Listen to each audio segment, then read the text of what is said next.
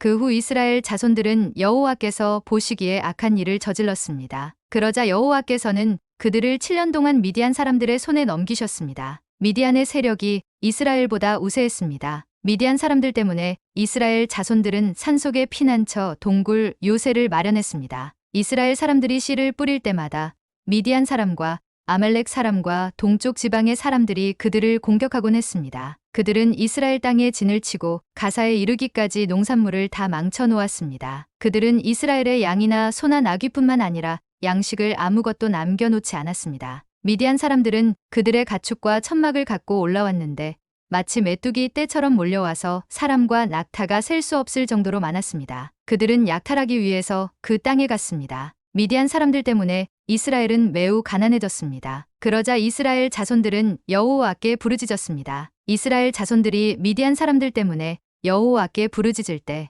여호와께서는 이스라엘 자손들에게 예언자를 보내주셨습니다. 예언자가 그들에게 말했습니다. 이스라엘의 하나님 여호와께서 말씀하신다. 내가 이집트에서 너희를 인도해내고 노예살이하던 집에서 너희를 구출했다. 내가 이집트 사람들의 손과 너희를 억압하는 사람 모두의 손에서 너희를 구원해냈으며 너희 앞에서 그들을 쫓아내고 그 땅을 너희에게 주었다. 그리고 내가 너희에게 말했다. 나는 너희 하나님 여호와다. 너희가 거주하고 있는 땅의 사람들인 아모리 족의 신들을 두려워하지 말라. 그런데 너희는 내 말을 듣지 않았다. 여호와의 천사가 아비에셀 사람 요아스의 땅인 오브라에 와서 떡갈나무 밑에 앉았습니다. 그때 요아스의 아들 기드온은 미디안 사람들에게 들키지 않으려고 포도즙 짜는 큰 통 속에서 밀을 타작하고 있었습니다. 여호와의 천사가 기드온에게 나타나 말했습니다. 그대 용맹스러운 용사여, 여호와께서 너와 함께 하신다. 기드온이 그에게 말했습니다. 내 주여,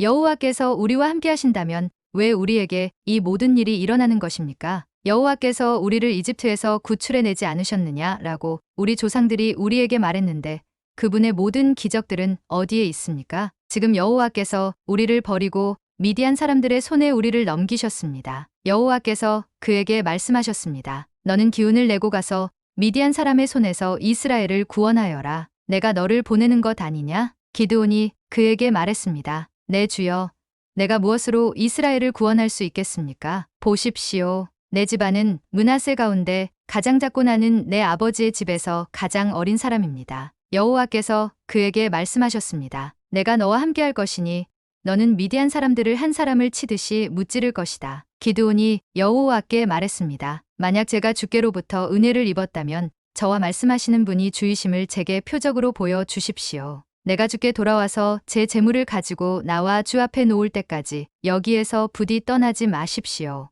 여호와께서 말씀하셨습니다. 내가 돌아올 때까지 내가 기다리겠다. 기드온이 안으로 들어가서 새끼 암염소를 준비하고 이레바의 밀가루로 누룩을 넣지 않은 빵을 만들었습니다. 그는 고기를 바구니에 담고 국물을 항아리에 담아서 떡갈나무 아래로 가지고 나와 그분께 드렸습니다. 하나님의 천사가 그에게 말했습니다. 고기와 누룩을 넣지 않고 만든 빵을 가져다가 이 바위 위에 놓고 국물을 쏟아부어라. 기드온이 그대로 했습니다. 여호와의 천사가 손에 든 지팡이 끝을 내밀어 고기와 누룩을 넣지 않고 만든 빵을 건드렸습니다. 그러자 바위에서 불이 나와 고기와 누룩을 넣지 않고 만든 빵을 태워버렸습니다. 그러고 나서 여호와의 천사는 그의 눈앞에서 사라졌습니다. 그가 여호와의 천사였음을 기드온이 깨닫고 말했습니다. 주 여호와여, 내가 여호와의 천사의 얼굴을 보았습니다. 그러나 여호와께서 그에게 말씀하셨습니다. 안심하여라. 두려워하지 마라. 너는 죽지 않을 것이다. 그래서 기드온은 그곳에서 여호와께 제단을 세우고 이를 여호와 샬롬이라고 불렀습니다. 그리하여 이것이 오늘날까지도 여전히 아비에셀 사람의 땅인 오브라에 있는 것입니다. 그리고 바로 그날 밤 여호와께서 그에게 말씀하셨습니다. 내 아버지의 가축 가운데 어린 수소와 다른 7살 된 어린 수소 한 마리를 취하여라. 내 아버지의 바알 제단을 허물고 그 옆에 있는 아세라를 쓰러뜨려라. 그러고 나서 이 요새 꼭대기에 내 하나님 여호와의 제단을 적절한 구조에 따라서 세워라. 그러고는 그 두 번째 어린 수소를 취해서 내가 쓰러뜨린 아세라를 뗄감으로 삼아 번제를 드려라. 그리하여 기드온은 그의 하인 가운데 10명을 데리고 여호와께서 그에게 말씀하신 대로 했습니다. 그러나 그의 가족과 성읍 사람들을 두려워해서 낮에 하지 않고 밤에 했습니다. 아침에 성읍의 사람들이 일어나 보니 바알 제단이 허물어져 있고 그 옆에 있던 아세라도 쓰러져 있고 새로 쌓은 제단에 두 번째 어린 수소가 받쳐져 있었습니다. 그들은 서로 물었습니다. 누가 이 일을 저질렀느냐? 그들이 캐묻고 조사해 본 후에 말했습니다. 요아스의 아들 기드온이 이 일을 저질렀다. 성읍 사람들이 요아스에게 말했습니다. 당신의 아들을 데려오시오. 그는 죽어야 하오. 그가 바알 제단을 허물고 그 옆에 있던 아세라도 쓰러뜨렸기 때문이오. 그러나 요아스가 그와 대치하고 서 있는 모두에게 말했습니다. 당신들이 바알을 위해 변호하는 것이오? 당신들이 그것을 구해내겠소. 그를 변호하는 사람은 아침이 되기 전에 죽을 것이오. 바알이 만약 신이라면 그의 제단이 허물어졌으니 자기가 자신을 변호할 것이오. 그리하여 바알로 하여금 스스로 변호하게 하라라고 해.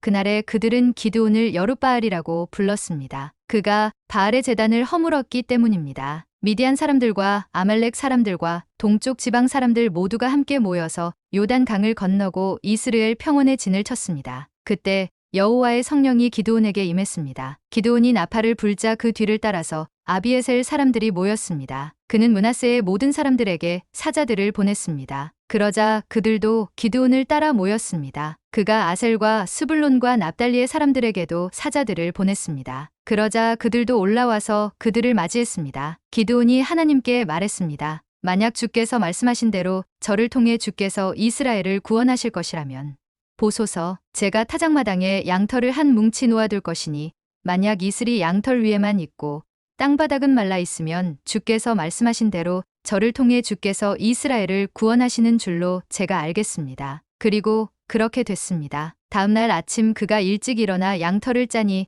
양털에서 이슬이 물로 한 그릇 가득 나왔습니다. 그러자 기드온이 하나님께 말했습니다. 제게 화를 내지 마십시오. 제가 한 번 더 말하겠습니다. 부디 한 번만 더 양털로 시험하게 해 주십시오. 양털만 말라있게 하시고 땅바닥 모두에는 이슬이 있게 해 주십시오. 그날 밤 하나님께서 그렇게 하셨습니다. 양털만 말라있고 땅바닥에는 온통 이슬이 있었습니다.